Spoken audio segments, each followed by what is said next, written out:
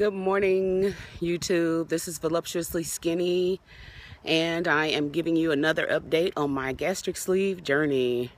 I know I probably look rough this morning, but I am out taking a little walk and in the park taking a little break because honestly, this is the first time that I've been out for a 30-minute walk in some time.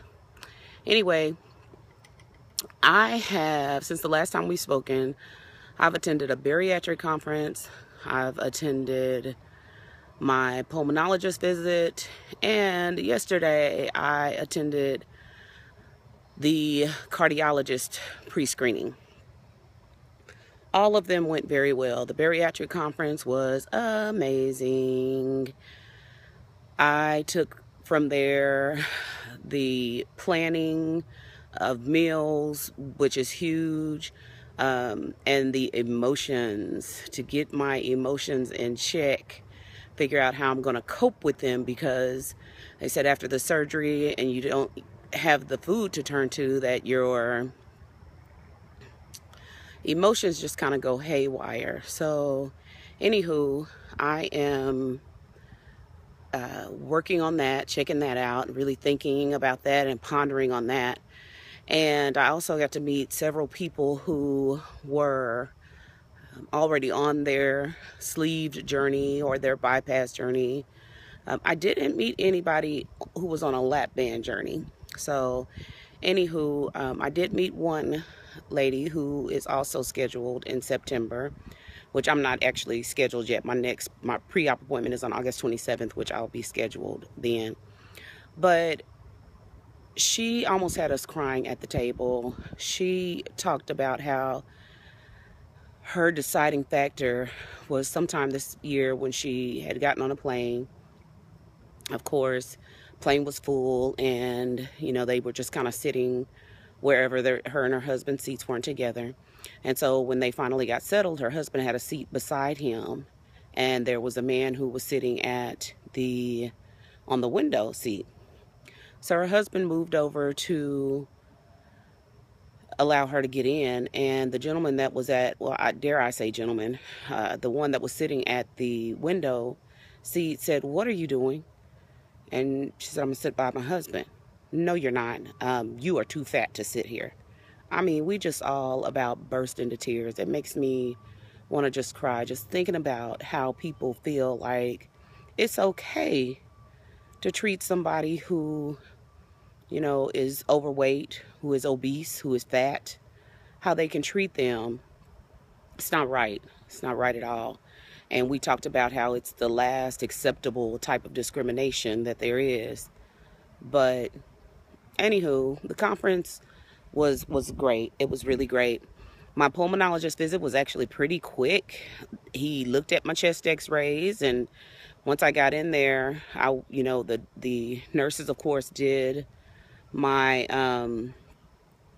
assessments, and when he came in, he listened to my lungs, asked me a couple questions, asthma, so forth and so on, blood clots in lungs, that type of thing. No, haven't had any of that, thank God. And so then he said, "Hey, I'm sending Dr. Cole a letter, and you are free to go. Good luck on your journey." The cardiologist, the gentleman that assessed me there, he told me that he knew firsthand, and I thought he was going to say he had the surgery, but actually his wife had the surgery. And so he said that she had done a great job. It's so funny being outside, y'all, because I'm hearing all these little things, and I'm like, okay, is somebody coming up? What is somebody doing? Trying to make sure that I'm watching around me, watching my surroundings. But anywho, see, y'all hear that? Oh, those are squirrels. Okay. So anyway, where was I? Oh, cardiologist. So anyway, I thought he was going to say he had the surgery, but his wife actually had the surgery, and she had lost over 100 pounds so far. And he said that the biggest thing was that first day after surgery. He said that was the roughest point. So, and that's what I've heard. I've heard that, just soreness, the gas. Yes, gas. Ha. I'm not looking forward. That's the biggest thing for me that I am not looking forward to are the gas pains. But anyway, I saw the cardiologist, and the one thing that she continued to kind of ask me was if I had started 30 minutes of exercise, if I was doing any physical exercise. And I told her no, that I was not yet.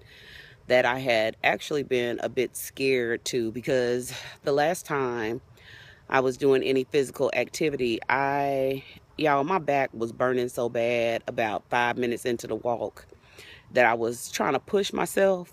And it got so bad that I literally was going to tell my son, because I made both my boys walk with me. Tell my oldest son to go get in the car, which he don't have any driver's license, girl, has never practiced backing up. But I was going to tell him, go get in that car, get that car, and come get me. Y'all, I was about 7, maybe 10 minutes from the house. And I felt like my back, it was burning and hurting so bad that I didn't want to move. So I would just take a few steps, rest, take a few steps, rest, take a few steps, rest, until we made it back to the house. And after that, y'all, I didn't really want to walk too much anymore. Now, mind you, I did go to DC and walk in June. But I still, once I got home, I just was not, y'all, I was still scared, which is crazy, because I walked miles in DC, miles and miles. So anyway, I'm out this morning and trying to get that 30 minutes in. And I've walked 15 minutes to the park, and then I'll walk 15 minutes back home to get that time in. And I have to tell y'all something. One of my friends at work, she was asking me, how are you feeling about this? Because nobody can believe I'm doing it. I can't even believe I'm doing it. Sometimes I have to just kind of pinch myself to say, hey, is this real? And y'all, there's a bug. So anyway, I have to pinch myself to say, oh my God, is this real? Is this really me? Am I really doing this?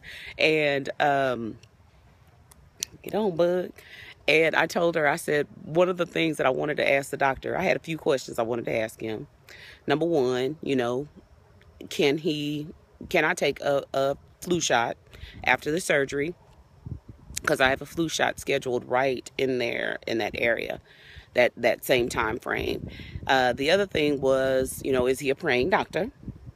And if he wasn't a praying doctor, could he make sure that he was present while my family prayed? And better yet, could my mother anoint him with oil? And my friend says, you gonna have him all oily before the surgery? And I said, no. I said, he needs to realize that, he's just the vessel in which God is working through, and that Jesus is gonna have this wheel. So I want to make sure that he's aware of that. The other thing that I wanted to ask him, and I was telling my friend, no, he is cutting a major organ of mine. It belongs to me. And he's cutting that off. And I wanted to know if I could get a picture of it. I know. I want a picture of it, y'all.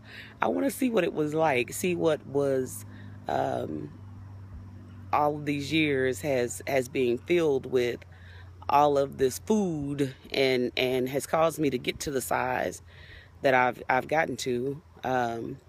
Secondary cause, I guess, because I'm the primary cause, me in my mind. But yeah, I want a picture. I don't know how many of y'all would have thought that, but I want a picture. I just want to see it. I just want to see it. Plus, y'all, I wanted to go in the medical field for years. I have a chemistry and biology pre-med degree, along with my education degrees, and I want to see. I'm interested. So anyway, that is my update for today. I will fill y'all in probably a week, because I'm still trying to lose weight. Y'all, I just got off of that. I have this, what did my girlfriend call it? A ghost cycle. I had an ablation done years ago, so I don't actually have the full-on cycle, but I have all the symptoms. The weight gain, the irritability, all of that good stuff. So my ghost cycle was present, so I've been up about 2 or 3 pounds over the last week. And this morning I finally was down at least 2 of those pounds. So next week I'll fill you guys in and let you know where I am as far as my weight loss. And then on August 27th, after my pre-op, maybe during my pre-op, who knows, I'll let y'all know what the next game plan is. Anyway, y'all, I'll talk to y'all later. This is Voluptuously Skinny. Peace out, baby. Mwah.